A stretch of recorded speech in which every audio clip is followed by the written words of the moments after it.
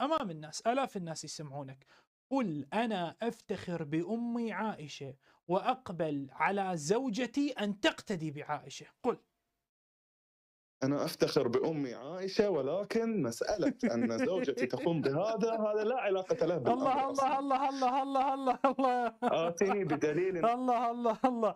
أنا أفتخر بأمي عائشة ولكن زوجتي أيتها الكافرة إياك أن تتبعي عائشة لعنة الله عليها الزنديقة. أنا أفتخر، أنا أحب عائشة، بس زوجتي تتبع عائشة يا ويلك أطلقك، والله أطلقك وارميك عند أهلك. بس أنا أفتخر بأمي عائشة، بس زوجتي تتبع عائشة يا ويلها، لعنة الله على عائشة وعلى زوجتي.